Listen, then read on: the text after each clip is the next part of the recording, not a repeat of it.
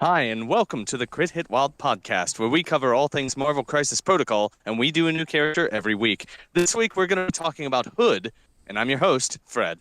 I'm Brad. I'm Steven. And we are joined by two other people. Uh, First off, we're joined by JP. Say hi. I'm JP. Hey, how's it going? And we've also got Better Brandon on. Brandon? Hey guys. Yeah, there you guys are. Hey, how is everybody doing? How are you doing today, Brandon? Doing good. Went to a birthday party, got out in the sun. Good day. That sounds good. How about you, JP? How has your day been? It's been great. Today was my daughter's birthday, and we had her a birthday party. That sounds fun. It was a beautiful day today, so it was a perfect day to go outside. How about you, how about you, Brad? How has your day been? Great. That's good. And Steven, how have you been? Very lazy and very hazy. How are you doing, Fred? Oh, I'm doing great. It's been a very wonderful weekend for me. I went to the West Virginia Renaissance Fair because I'm a nerd, and it was a lot of fun. I recommend that people should go if they can. But yeah, that's we have a full house today. We have two people joining us from the southern part of West Virginia. They're going to be discussing a tournament that they both participated in and talking about a tournament that's upcoming that they are going to host, and myself and Brad, at least, will be attending. But before we do all of that, let's discuss events coming up in the near future. So, coming up on June the 13th, that's this Saturday, there is going to be a tournament at Mischief's Den at Harrisburg, Virginia. This is the first of its kind tournament, I believe, run by JP and Brandon here, and I'm very much looking forward to it. It should be a lot of fun. You guys have Yeah, any words? no, we're excited. We've got a new shop in the area, and we've got a few people. We've kicked up some interest, and they're going to come to the tournament as well. So we've got some veteran players that can show them the ropes and have a good time. All right, I'm looking forward to it. Then coming up on the 20th of June, that is the Lost Legion Games and Comics in South Charleston, West Virginia. And this is an Appalachian Cup qualifier. So this is a big event. Hopefully as many people as possible show up. This is going to be the second Appalachian Cup qualifier in this season. And this is an easy one for me because I live here. These are the easiest days. So hopefully lots of other people have to drive. All right. Then coming up on the 27th of June, there is an affiliation tournament at Fabricators Forge in Pittsburgh, Pennsylvania. This is a great store. This event will be run by Bryce. And affiliation tournament means that every model in your roster has to be affiliated with at least one affiliation. I actually have a little bit of a rules question, just out of curiosity. I won't be attending this. This is just a curiosity question. If you have 10 models in the roster that are affiliated, but that roster has the ability to do another affiliation, Nope. can you? Okay, no, you cannot You do that. you pick your affiliation at the beginning of the day and you play that one. Okay. All right. Well, there's the answer to that.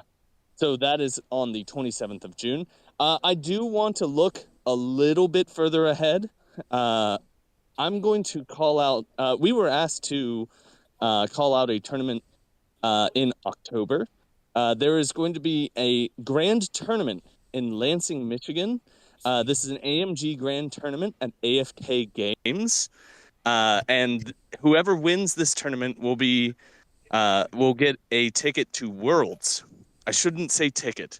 I think they still have to buy access to Adepticon. They get entered into Worlds, They the get an Worlds tournament. invitation. They get an invitation. That's the word I was looking for. Thank you, Stephen. An invitation to Worlds at Adepticon. So that is in AFK Games in Lansing, Michigan, and that is on October 10th. Calling it out. I'm going to call it out pretty frequently in the upcoming days. They want to get as many people as they can, so if you live near there, head on over. There's no reason not to. It should be a fun time. It's a grand tournament, so yeah, get those games in. All right, I think that's Sorry. enough of me talking. I have a JP, question about the affiliation tournament. So, Yeah. what happens if you go to play like Winter Guard? You can only play the Winter Guard characters. And So- characters with Rogue Agent. Okay. Yes. So Yeah. I would have like a non-deep roster. Yep. Yeah. There are a few rosters that are kind of screwed over by this particular tournament type. Like Sentinels before the new releases were also not in a good spot for an affiliation tournament. But that is one of the limitations that you will just not have as many options to bring to the table as other affiliations. That's fair. Yeah. Did they use the unaffiliated models to fill in gaps like Iron Lad and Gladiator? Nope, you just can't play. I them. don't think so. Yep. No. Or Yeah, Iron no Lad. Gladiator. That's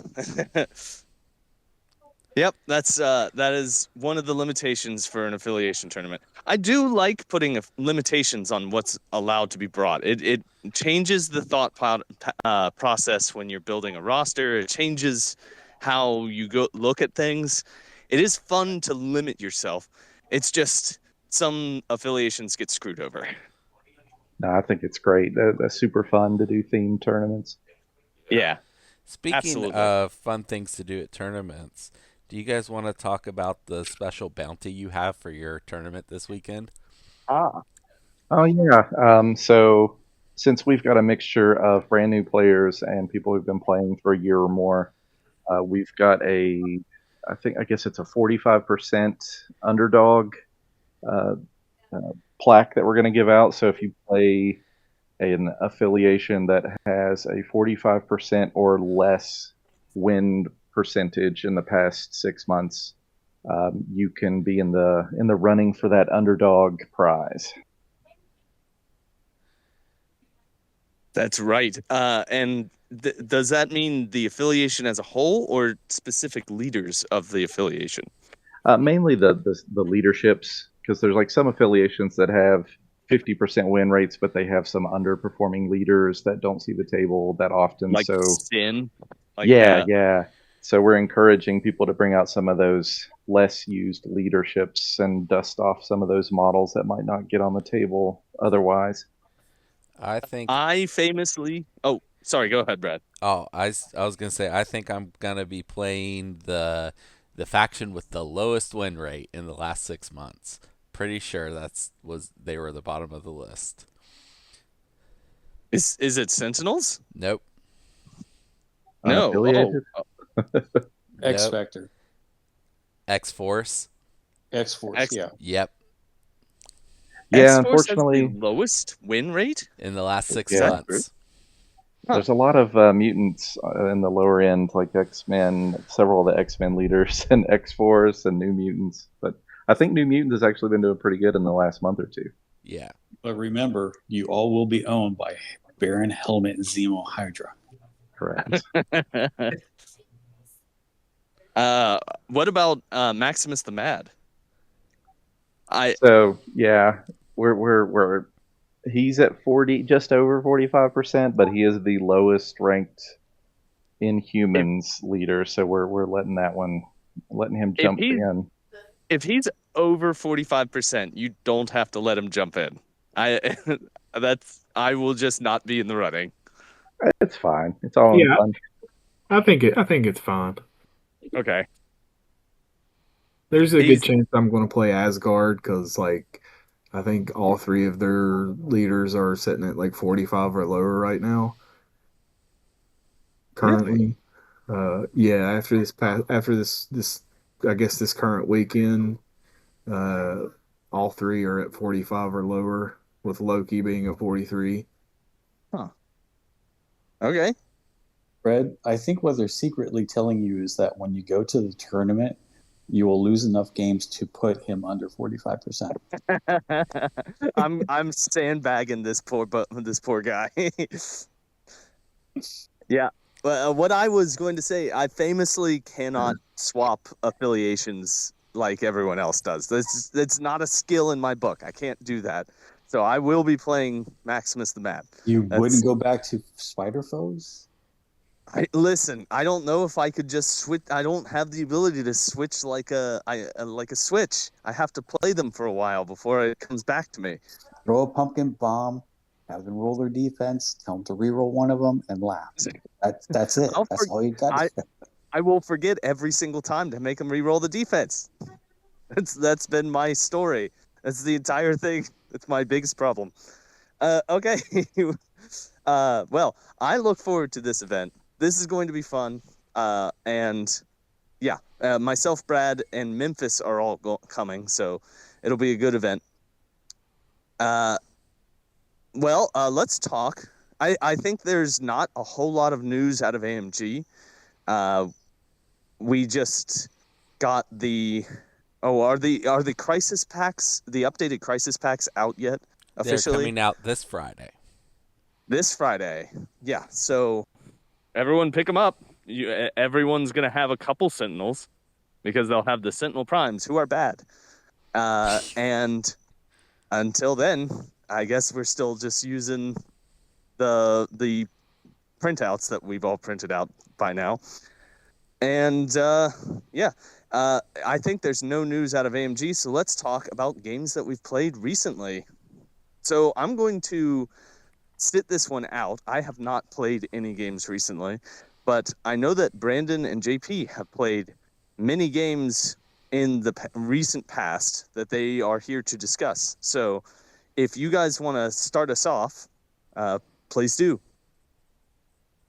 Yeah, we went to a tournament at the House of Cards in Winston-Salem a couple weekends ago. I think it was on the 23rd of May. JP and I were there as well as Steve. And yeah, it was a really fun event. I think they had a Magic event going on at the same time, so there were like 30 people in the same room playing Magic, and then 16 of us playing MCP. So they've got a pretty good space for events and games going on down there. Yeah, they do. That sounds overbearing to have 40-some people in one room. But we drove down there, and JP got the bye in round one, I believe. I did, but I did get to play the TO, so I was still able to technically win 3 games that day. So that was fun. But I got to play against Spider Foes 2 out of 3 games. So lots of tricks and traps, and you can't move your models without getting exploded. And then in round 3, Cassandra Nova was there, and she does similar things. So it's like all day long.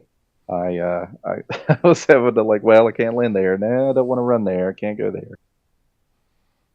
But it was a really cool tournament. We ended up being first, second, and third out of 16. I got first. JP got second. We tied both 3-0, and Steven got third.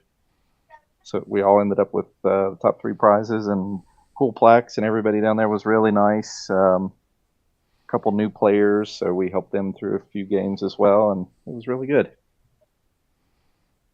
All right.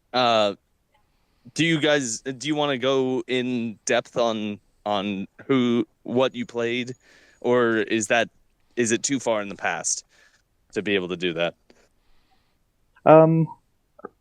I played Shield. I've been on a hot streak with them for the past month or two.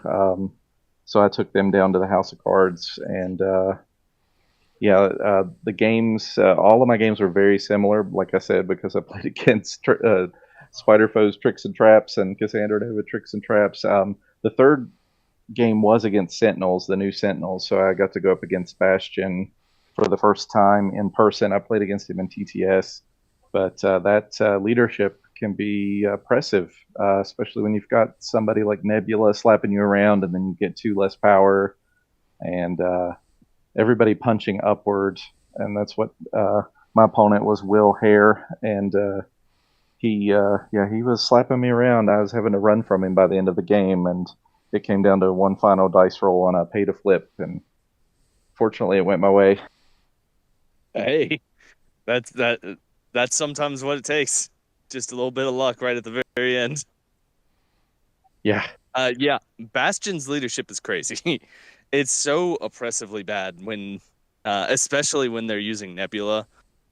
I've been getting a lot of practice against Bastion over the past few weeks because Brad has been playing him, and it's rough. It is a rough matchup. Yeah, and I think he's going to be everywhere, so at least for a little while. So it's definitely something we all need to learn to play against. Mm-hmm. JP, what were you playing, and how did it go for you? So, like Brandon said, I ended up finishing 3-0 as well. I decided to take a break from Winter Guard, and I played Thralls of Dracula. Oh boy. So I played round one into, I had a bye, but I did get to play the TO who was playing Web Warriors. I can't remember the exact threat, but I know the characters I played, which would give me the threat. But I played Dracula, Ironmonger, Juggernaut, Baron Zemo, and Encantu. 19? Yeah, Okay. and it was kind of close the first couple rounds, but that that particular list in the Web Warriors poses them a problem because there's not very many people that they can push. Um, with a lot of their attacks, I've not played Web Warriors and can't remember the names for it, but their pushes from their attacks or with size 4 characters, they kind of struggle with it. The impact webbings. Yeah, impact weapons. That's it. Thank Yeah. you. So basically, Encantu just sat on a back point and scored, and Juggernaut dove his back point. And after the first couple rounds, I just got a point lead, and he couldn't keep up with me in terms of points. But it was still a really good game. Like I didn't crush him. I just got a couple points every turn ahead. Round two, I played against Bastion Sentinels, and I decided to go unaffiliated, so I didn't play the Thralls of Dracula card because most of the characters I'm going to play against I can't put bleed on anyway. Good thinking. I didn't even think about that, but you're right. Yeah. And so in that one, I played Dracula, Beta Ray Bill, Ironmonger, Drax, and Juggernaut. I think we were on 20, if I'm not mistaken. I'm not 100% sure. It was a high threat. What you just said is 20. So, Yeah. yeah. Okay. So he was a newer player. He had played a lot of Warhammer 40K, and it showed because he was I guess a little bit ahead of the curve in terms of being a newer player. Um, he played very tight. The one thing that he did have a slight issue with was his tactics cards. So like he only brought like 5 Sentinel cards. He didn't have anything that was restricted, and I don't think that was probably the best way to go with it.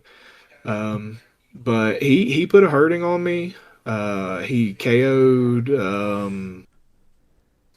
Dracula, I think on turn 3. Um, but I ended the game on turn 3, I believe. It may have been turn 4, but he had KO'd Dracula, he had dazed Bill, he had dazed Juggernaut. So he was putting a hurting on me.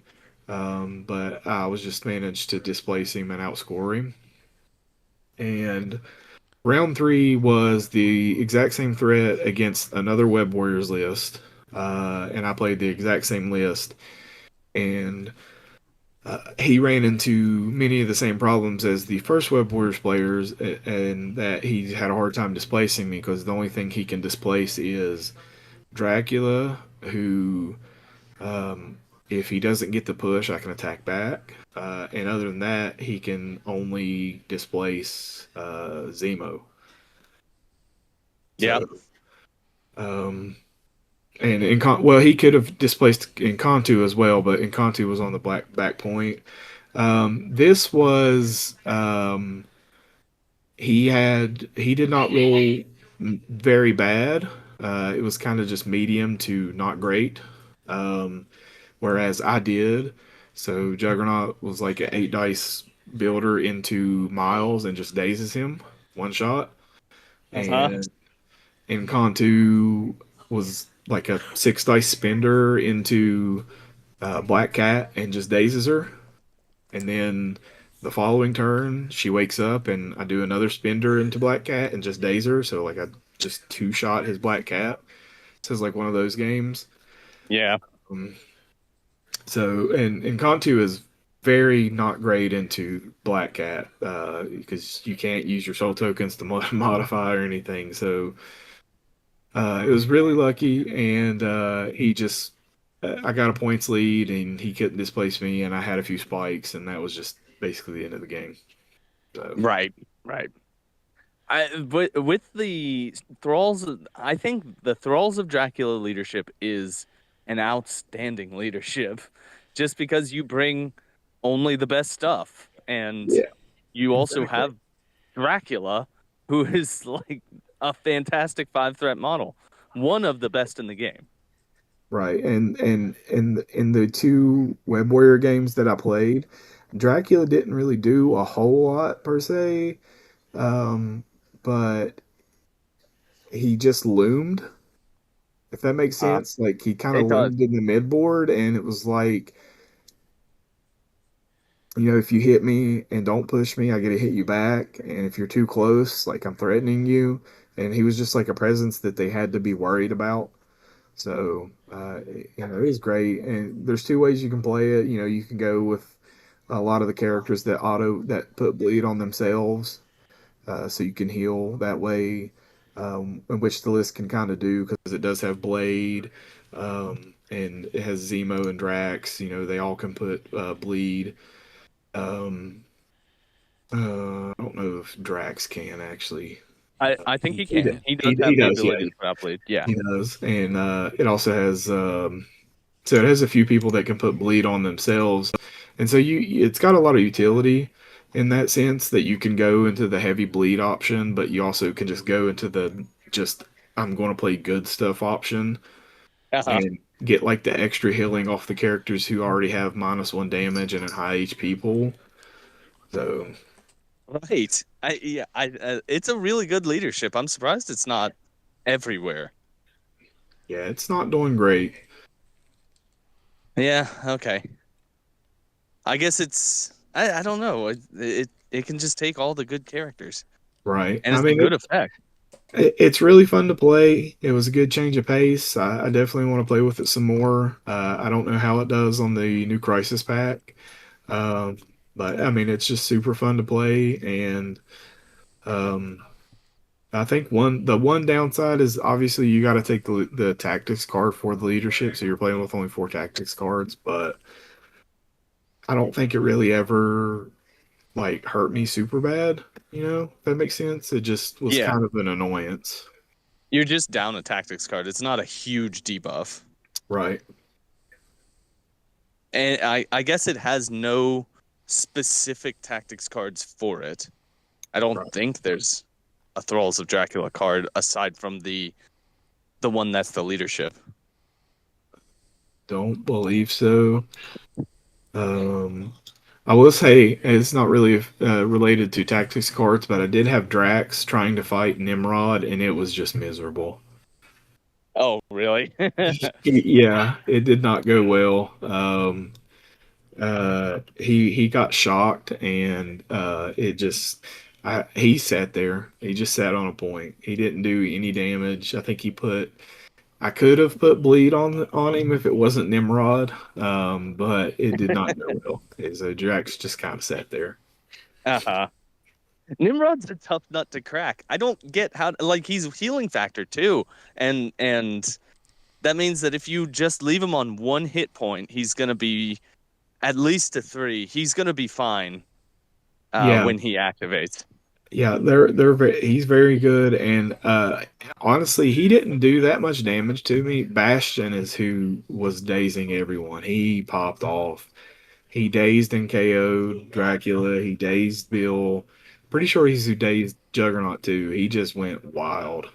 He can line up a perfect beam by teleporting himself and then do a beam and then do a builder afterwards to get some power back for next turn. Yes. Yeah, Bastion's so good.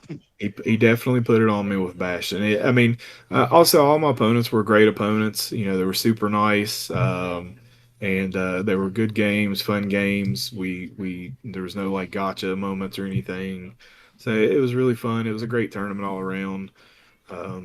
So I look forward to going to more events down there.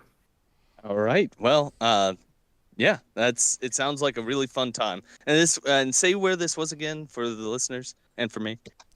I believe it was House of Cards, right, Brandon? Yep, House of Cards. In Winston-Salem. House of Cards, Winston-Salem. Yeah, so they hold good events. Yep, and all the staff were the TO was great, players were great, all the staff that I interacted with at the shop were great. So it's no surprise Marvel Crisis Protocol players tend to be cool wherever they are. correct. Okay. Are there any other games that you guys want to talk about that aren't related to that tournament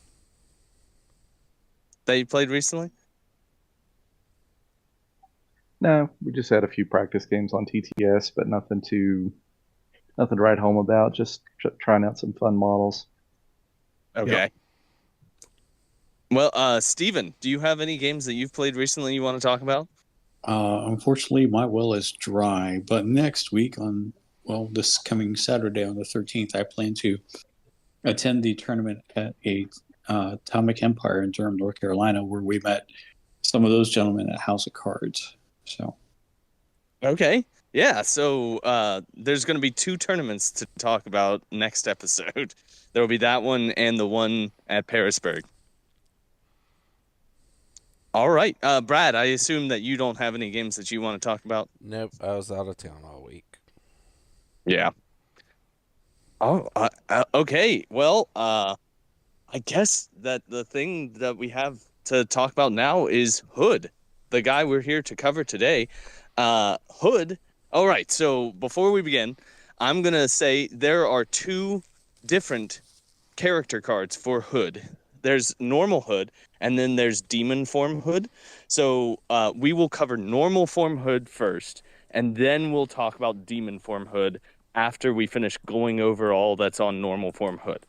Okay, I think that's the best way to do this. So a normal Hood, his defensive stats, or otherwise known as Parker Robbins, his defensive stats are 2 physical, 2 energy, and 3 mystic. He has 5 stamina on both sides of his card. He has a threat value of 3. He is size 2 and a medium mover. He is on a small base, and he is affiliated with Cabal and Criminal Syndicate. And, how do we break this up properly? Brad, why don't you do his 2 attacks? Okay. His first attack, Hex Shot, is Mystic. Range 3, 4 dice, cost 0. Gain a power, hit rapid fire. So he gets to make another attack that can't trigger rapid fire itself. His second attack is Dark Lightning. It's also Mystic. Range 3, 6 dice, cost 3. After the attack is resolved, they gain the shock condition.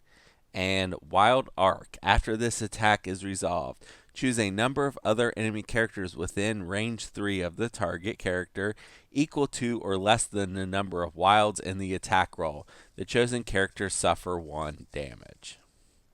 Okay, Steven, why don't you do the rest of the card? Okay. First, we have an active superpower called Black Arts. It will cost you 3. Choose another ally character within 3 of this character. The chosen character may remove up to 3 damage. If it does, chosen character gains the Bleed special condition. Character may be affected by the superpower only once per turn. We have a reactive called Invisibility Cloak. It will cost 2 power. When this character is targeted by an attack or would make a dodge roll, you may use the superpower. This character uses its Mystic Defense to defend or dodge. During this defense or dodge roll, this character adds blanks in its rolls to its total successes. And then we have the innate, possessed by Nisanti. When this character suffers damage from an enemy effect, after the effect is resolved, this character may transform into Hood Possessed. If this character would be dazed, before being dazed, it transforms into Hood Possessed, then it is dazed. Okay, and that'll lead us into his other side, Hood Possessed. Hood Possessed's defensive block is 2 physical, 2 energy, and 3 mystic on both sides of his card. He has 5 stamina on both sides of his card. He has a threat value of 3, size 2, and a medium mover. Better Brandon, why don't you do his attack suite? His first attack is Razor Talon. It's a physical attack. Range 2, 6 dice, cost 0.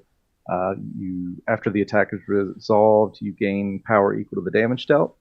Also, after the attack is resolved, if the target character was dazed or KO'd by the attack, this character transforms back into Hood Normal. And Wild Bleed, after the attack is resolved, they gain Bleed. He also has a spender called Empowered Dark Lightning. It is Mystic Attack, range 3, 8 dice, and it costs 4 power. After this attack is resolved, the target character gains the Shock special condition. After this attack is resolved, this character transforms into Hood Normal. And Wild Empowered Arc. After this attack is resolved, choose a number of other enemy characters within 3 of the target character equal to or less than the number of wilds in the attack roll. The chosen characters suffer 2 damage. And JP, why don't you finish out the card? Sure. So he has an active superpower charge for 2 power. An action, he can immediately make a move action followed by an attack action, and it can only be used once per turn. He has 2 innate superpowers. He has Demonic Resilience. When this character would suffer damage from an enemy effect, reduce the amount suffered by 2 to a minimum of 1. He also has Mystic Vulnerability. While defending against a Mystic attack, he does not add additional dice to its defense roll as a result of crits. If this character is damaged by a Mystic attack, after the attack is resolved, it transforms into Normal Hood.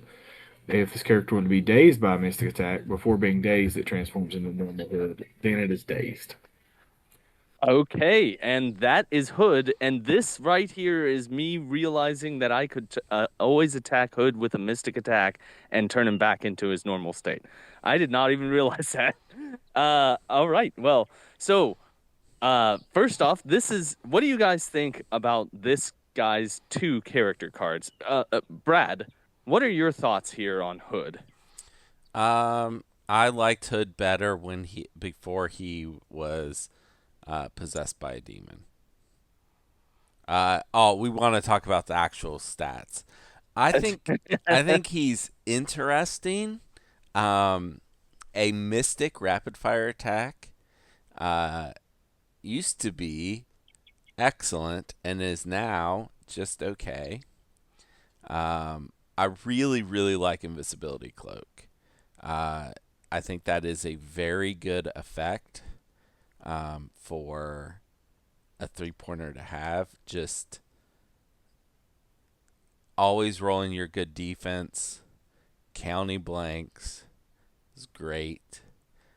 I feel like most people try to use him for the heal, and in very few cases does that seem worth it. I like using him for his attack and defense suite, like having a charge when he transforms, taking 2 less damage, and then on his normal form, rapid fire, and then the good defense. That's where I think he gets the most use out of his kit. Yeah. Using him as a normal piece instead of as a heal bot. Yeah. Yeah, absolutely. Okay. JP, what are your thoughts on Hood? So I really enjoy playing Hood, but there is a little bit of a stipulation there. I think I think in most affiliations, I think he's just okay. Um, I agree with a lot of what Brad said, um, with his defense being a three-pointer and his attacks, especially on his transform side, on his possess side. You can really he kind of steps up his damage a good bit. Um, and I do think it's a lot of people don't realize that there's a little bit of like trickiness you can do with him. So if he is holding something and he transforms, if they under measure to be able to pick up, you can transform and then you drop it and they no longer can pick up because they plan to be just in range to pick up, which is easily played around, but it's a neat little trick you can do with it. However, I think one of his best homes is in Winter Guard, which is where I've played him the most. Because the bleed you get from his heal, majority of the time you can just shake it for free with the leadership. And I think in Winter Guard, I think he is just stupendous. Okay. Yeah, he kind of also fits the Winter Guard theme of having better Mystic defense than anything else. Yep, that too. Yeah. Steven, what are your thoughts on Hood? Hood used to be all over the place, but now that we have over 200 characters in the game, it's kind of a, if you like him, you're going to play him. If you don't know about him, you're probably wondering why anybody would play him. For me personally, like JP's found a home for him in Winter Guard, I found a home for him in Baron Strucker Hydra. Because I really like his healing ability on characters to give them bleed, and then later in the round they can attack somebody and give that bleed off to somebody else. So you can just shunt it off on other people. correct, yeah. And then if you needed to heal 4, all of a sudden, with his 3 heal and then transferring that bleed, you've killed your 4 off. So Oh, you're right. Yep, because that also heals you with Baron Strucker's leadership. correct, yeah. So it's a neat, nifty little trick. So when I'm playing Strucker Hydra, I never leave my roster without him in it. So, all right. Well, that's a neat little trick. Okay. And Brandon, what are your thoughts here on Hood? I've played against Hood a lot. I haven't played him myself, but I've played a lot of games against JP, and I've seen all the fun little tricks you can do with Hood. Also, the 4 dice rapid fire attack. I've played enough grunts to know that a 4 dice attack is not anything to ignore. That because they seems like they always spike. You're like, well, 4 dice attack take 3, 4 dice attack take 5, something silly like that. And with him triggering rapid fire on a hit, it's pretty reliable that he's going to get multiple power because it's on a gainer. So he's going to have like 3 to 5 power every turn to spend on the black arts and the invisibility cloak. So yeah, I like Hood. In the right affiliations, like JP and Steven were saying, the affiliations that don't care about the bleed. Like he's a good healer in Sentinels. He's a good healer for Winter Guard and Thor 1. He's good in Strucker. So he's got a lot of tricks he can do with that heal. And the heal is not a once per turn thing. It just says a character may only be affected by this once per round. So he could, if he gets enough power, could heal multiple characters for 3, which if, anybody who's played against Doctor Strange, which is much more likely, when your opponent says, I'm going to heal this guy for 3, your heart just sinks because it's like, oh, you got a free patch up. So that's great. Just a bigger hill to climb. So yeah, I like Hood. I think he's fun. Yeah, I have actually played some Hood in the distant past. There was a period of time where I was playing Malekith's leadership in Cabal, and I was playing Hood at the time. And I initially brought Hood to do the thing that Brad said you shouldn't do, just to be a heal bot that was just floating around. And what ended up happening with me is he would he would spend all of his power healing, and then someone would attack him and I would not be able to use invisibility cloak, and he would just die because his defenses are 2, 2, 3 and 5 health, and that is nothing, man. Like that is a very bad defensive line. Yeah, he's definitely a finesse piece, but I feel like he's one of those pieces that if you become good at using him, then he's going to be very effective on your team. Yes, yeah, absolutely. Like you just gotta. The moment he gets attacked, if he survives the attack, you should probably turn into demon form. Am I wrong about this? Actually, because this was how I played it, but if I'm wrong, I would like input. You turn into demon form, and then you try to build up for an empowered dark lightning, and when you get the empowered dark lightning off, you will turn back into normal form. I think that it makes you do it if you do the spender. I wouldn't do that against Convocation or Hellfire Club. Oh, of course. Like, you probably don't bring this guy against either one of those affiliations. Like, just because you don't want to be up against Mystic Defense, a really strong Mystic Defense if you're playing this guy. But No, in a Mystic normal game. attacks. Mystic attacks. Oh, well, yeah. Also, for the reason that the demon form will switch back into normal form if he takes damage from a Mystic attack. You're right. Well, the other thing, Fred, is that if you use invisibility, you can use invisibility cloak against Mystic attacks. Right. Yeah. And it just means you count blanks, right? Correct. Yes. Yeah. Which, I mean, is great. No denying that. But so I guess here with Hood, I don't want to move off of the card just yet. He is kind of an odd duck of a piece because he does like a ranged option on one side and then a charge forward attack on his other side.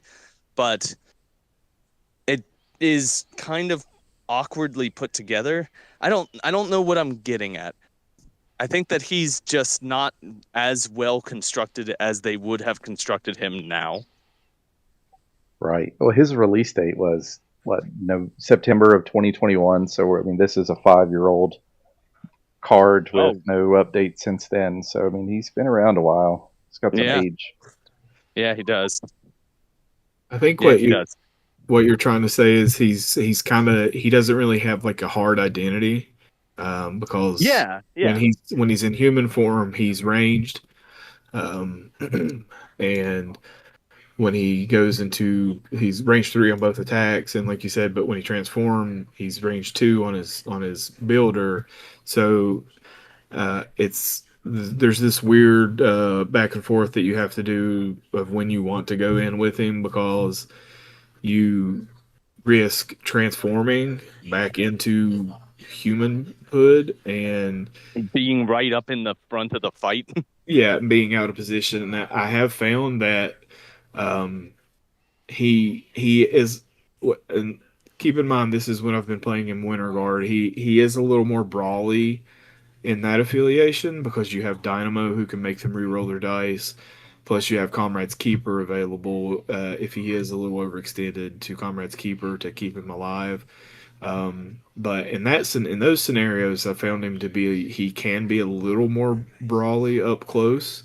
And touching back to what you were asking on like how you were talking about transforming, honestly, I really think outside of what Steve was suggesting, I think it's really just usually almost always situational. Like, because if you know someone's going to need to be healed, I don't think you transform unless you can guarantee transforming back on your activation. Because if you You remember, mean when you're a demon, you no, don't no, want to. when you're in human form, I don't think you always want to transform to demon Oh, form. okay.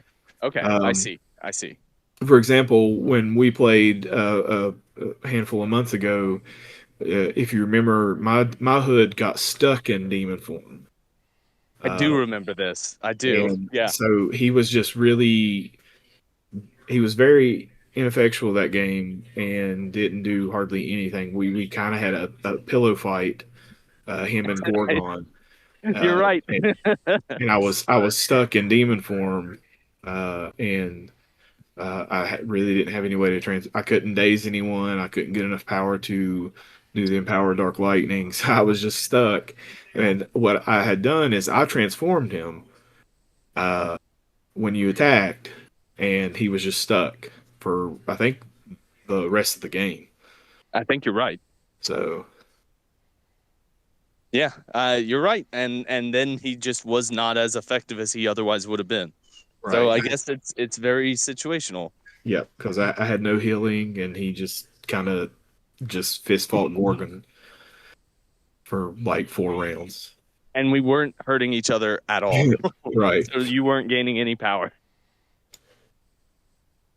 I like Uh, I like him again with Hydra, and a character that's not played a lot is Arnim Zola. But Arnim Zola has a card called Scientific Method, where he'll take 2 damage, but unless you pay a tax of 2, his defenses become 4/4/5, and then Invisibility Cloak becomes very, very annoying. It becomes an amazing ability. You're right. That sounds really fun. I might have to try that out.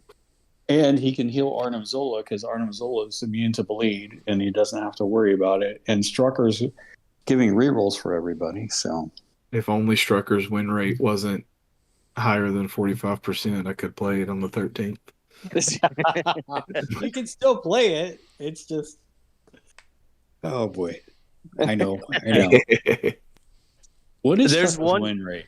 That's curious. What is it? What is Strucker's win rate? I don't know. I was just asking. Oh, okay. Yeah, I don't know off the top of my head. But yeah, I mean that does sound like a very good place for Hood in Baron Strucker.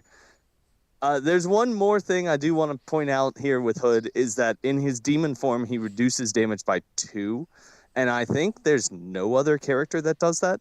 I could be wrong. Is there another character that reduces damage by 2 in this game? No. I don't think there is. Yeah. So he has an odd distinction there, to a minimum of 1, I should say. So it only matters if you do 3 damage or more to him. But it's still a really strong effect. So, yeah. Well, that is the character for Hood. He does have one tactics card that we should talk about. That tactics card being Hood's Gang. It is an unaffiliated active tactics card. Hood, normal, may play this card during his activation. This round, when an allied character is attacking an enemy character contesting or holding an objective token, the allied character may reroll one of its attack dice. It's a simple effect. It is also, I think, pretty good. It's allied character, so it's your whole team, basically. And whenever they're contesting or holding an objective token, that should be most of their models. So, I mean, I can tell you right now, having played Inhumans for a little while now, getting a reroll is a big effect. It is, even if it's just 1, that can be another success. It could be what you need to push yourself over the top. It is I like this effect. Now, tell me, is this effect good enough to be worth taking in a competitive game? I'm going to start with Brandon. Brandon, do you think this effect is good enough?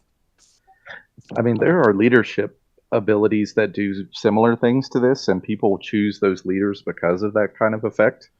Uh-huh. And it's a different effect name from like Baron Zemo's reroll aura or those leaderships like Kang, for instance, who he's in affiliation with.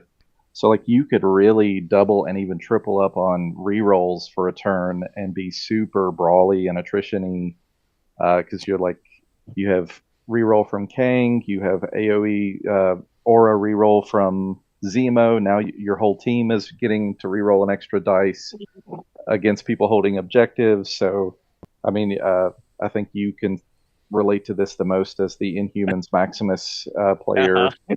Like, well, I'm going to reroll 700,000 times. I have genuinely thought.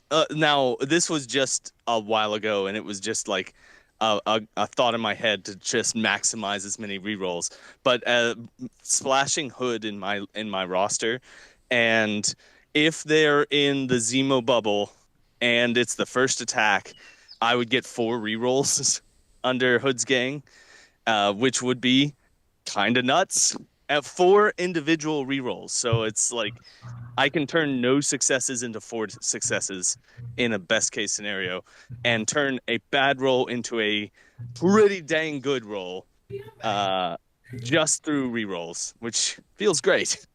Gross. Yeah. And the value out of this card, I think, is really high. Like, I think Kang's reroll is only once per turn. So you can, if you do 2 attacks, you only get to choose 1 attack to get that reroll on. But this is, as long as they're controlling or contesting an objective, you can reroll an attack dice. So if you have multiple attacks, like Hood's Rapid Fire, for instance, he's now got 4 Mystic shots coming at you, and he can reroll a dice every time, and it's pretty good. Mm-hmm. Yep. JP, what do you think about this card? I think it's a solid card. Most of my games with Winter Guard, like I said before, that's where most of my Hood games have been. It's dropped in and out of my 10. The only downside when playing Winter Guard with it is 4 of my 5 tactics are almost always locked into the same ones, and it really just depends. Like, do I need to bring like Warpath or something else that might be more valuable in the matchup? But I think as a whole, I think it's great. Like Brandon was saying, with the other affiliations that can stack rerolls, I think it can really just add up. The one downside that I do have with it is he has to play it during his activation, and sometimes you don't want to activate Hood early. Um, unless you need to heal someone, uh, you can kind of activate him and possibly miss out on a heal because you want to play it and get it online. So it does kind of force you to have to activate him early. That's really the only downside I've seen to it. And as a side note, just to touch back earlier, Hydra for everywhere, Strucker's win percentage the last 6 months is 54%, and in North America it's 52%. Sorry. So okay, Strucker's on the ups. He's more than half the time winning his game. That's impressive to find out. Okay. Well, But yes, Brad, as a whole, I think Hood's gang is good. Sorry, go ahead. Oh yeah. Okay. Brad, what do you think about Hood's gang? I think it's a good card. There are better cards. There certainly are worse cards. That is a good effect. Yeah. Right. And Steven, what do you think about this? Well, it looks like I'm going to have to get a Mephisto list together with Angela, Medusa, Chosen of Bast, and Black Cat. Just so that no one can re-roll into you? Yeah.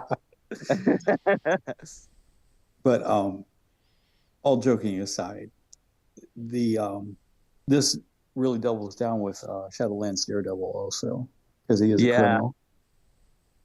Yep. Oh. That's absolutely the case. The Shadowlands leadership with this is killer. Mm-hmm. You can also re-roll 1 skull in that circumstance. Correct. Yes. Yes. So, I mean, what's not to like about that? Nothing. I mean, what people are usually running Shadowlands, Loki, and Mephisto in that list, and he could be your 3 for your 17. So, while keeping Mephisto and Loki alive a little bit longer. Yep. So, Yep. yeah. All right. Yeah. So I think the consensus is that Hood's Gang is a pretty good card that, if not an I don't think it's an auto include. I think it's something that you have to think situationally. But it is a card that would probably see some play. I think this card sees play in tournament play. All right. Well, we need to give Hood a letter grade. Brad, what? I always go first. What was I doing? Okay. So Hood, he's pretty good. He's pretty fragile on his front side, I should say, but he does have good defensive tech. He has invisibility cloak, which can keep him alive quite well. It is a great effect. And he reduces damage by 2 on his demon side, so that's also a good defensive tech. So I shouldn't say that he's easy to kill. He's not. He has a lot of technical ability that is useful. He can heal for people on the table, heal 3 damage off of your models, and the only downside is they gain bleed, which isn't that devastating. I mean, if they are bleeding for 3 turns, they've taken back the damage that you healed, but healing 3 is a lot of healing, and he can do it to multiple people if he's got the power to do it. So that's great. He's got good attacks. He's got charge on his demon side. There's a lot of great stuff on here. So why am I not going to give him an A? I'm not. I just don't think it all works together. I think that he kind of has a little bit too much of everything and not quite enough of he's someone I'm having a lot of trouble generating thoughts on, if I'm to be perfectly honest. So here's what I'm going to do. I'm going to give him a gentleman's B. A gentleman's B. And I would like everyone to tell me why I am wrong. Starting with JP. JP, what are you going to give to Hood? So I have 2. So in Winter Guard, I think he's a very low A. Okay. But outside of Winter Guard, I think he falls around maybe like a mid B, middle of the pack B. Uh-huh. Here's the I've been more accepting of the 2 grades recently, and I feel like I don't want to be. I feel like we're talking about in totality as a grade. Overall, I think he's a solid B. Okay. All right. Brandon, what do you think about Hood? I really like him. I feel like in the right hands, the person who's got enough reps with him and knows when to transform to get out of range or to, get his 6-die builder online, or who knows, how to use the invisibility cloak, which is a rangeless martial artist. He can do that from range 5, which not a lot of people can. He brings mystic attacks to some affiliations that want to use him, like Winter Guard, Sentinels, that type of stuff, people who don't typically have that. So, yeah, I think if you're using Hood for all those reasons, I think he's right in the B plus area where you guys said. So I'll give him a B plus. I like Hood. Okay. Steven, what are you going to give to Hood? I'm actually going to give him an A minus, just because he has a decent card and it seems like he's more than splashable in some areas. Okay. All right. And Brad, what are you going to give to Hood?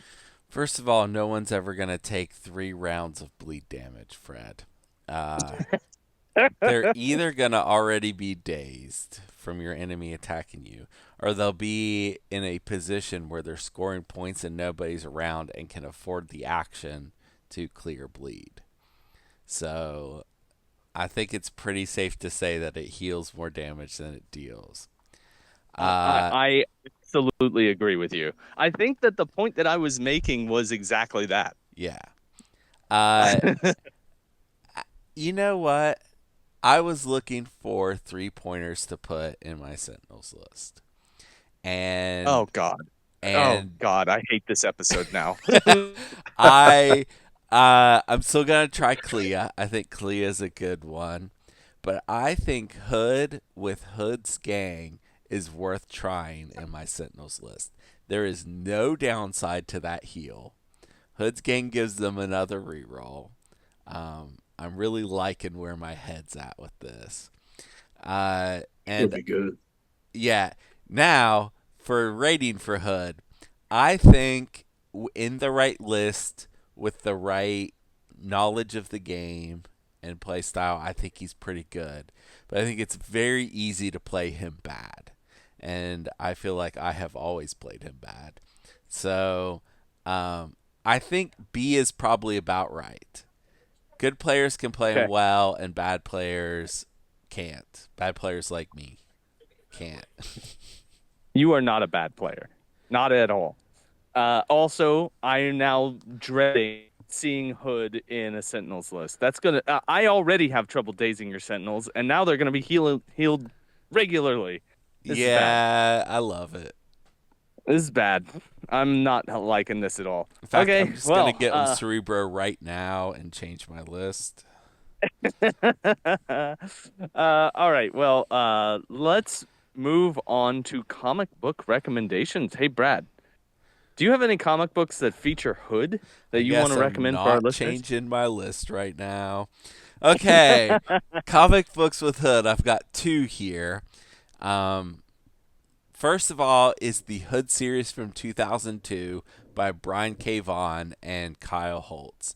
This is the very first appearance of Hood, and Parker Robbins is a low-level street thug with aspirations of being a supervillain. He kills a demon and takes his boots and cloak, quickly finding out that the boots let him walk on air and the cloak turns him invisible as long as he holds his breath. Parker uses these to start his supervillain career. So this is an origin story. I didn't realize that it's the holding of the breath thing. I think that's regularly how it works with people who have invisibility. That's and is it Hood the first person who did that? Because Invisigirl in Dispatch works that way. And maybe. I don't know. I don't know. Maybe I feel is that a Hood reference? I feel like that is something from a fairy tale. Okay. It seems like a fairy tale thing. I feel like there is some sort of invisibility cloak in one of those old stories where you have to hold your breath. That's an old Norwegian fairy tale. Okay. See, there it is. I was thinking that was something. Or Scandinavian. I shouldn't say Norwegian. Yeah. I believe so. Either Scandinavian or Russian. So Okay. Yeah. So that's both referencing. Now, the people who wrote Dispatch may be comic fans and saw that in Hood and copied it. That's very possible. So I don't know. The people who make the superhero video game might be superhero fans. Maybe. I don't want to make assumptions.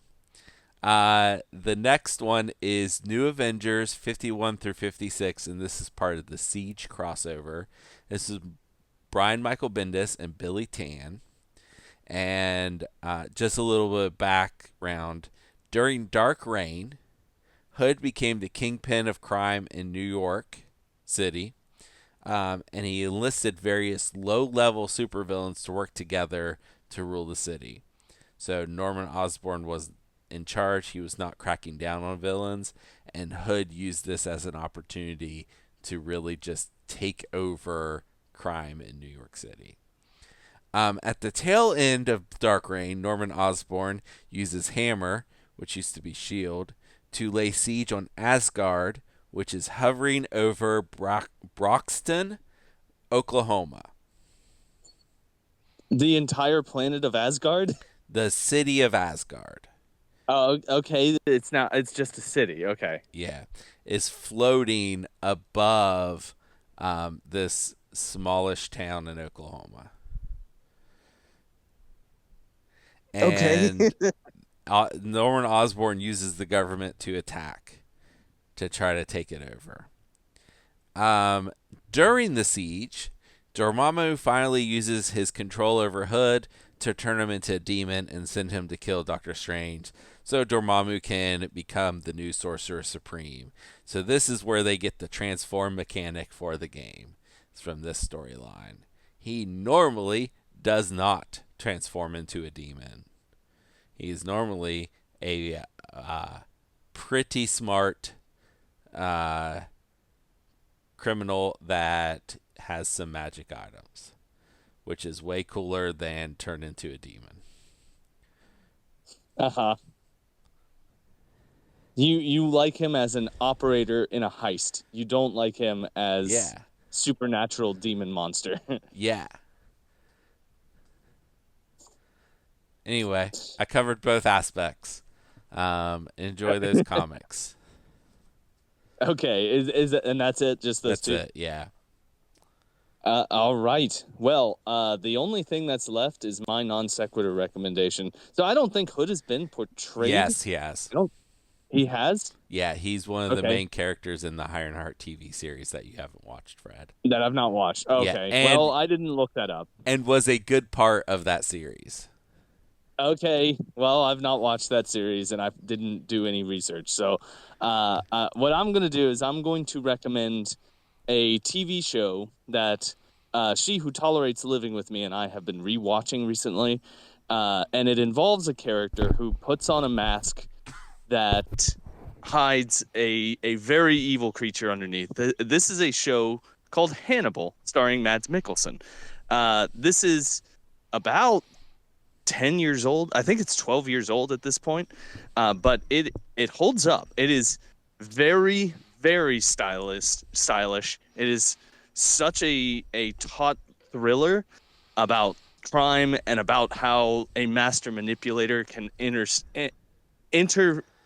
can be part of his own investigation and subvert it in every way he possibly can.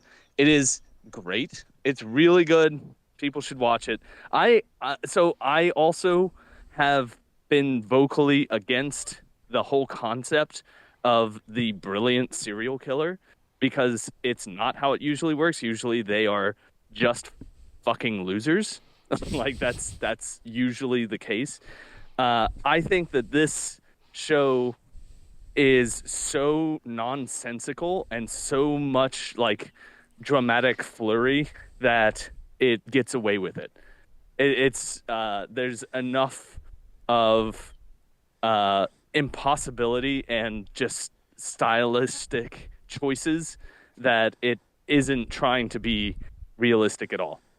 And in that regard, I like this show a lot. It's very good. You should all watch Hannibal, starring Mads Mikkelsen. I believe it's currently streaming on Amazon Prime. That is where it is.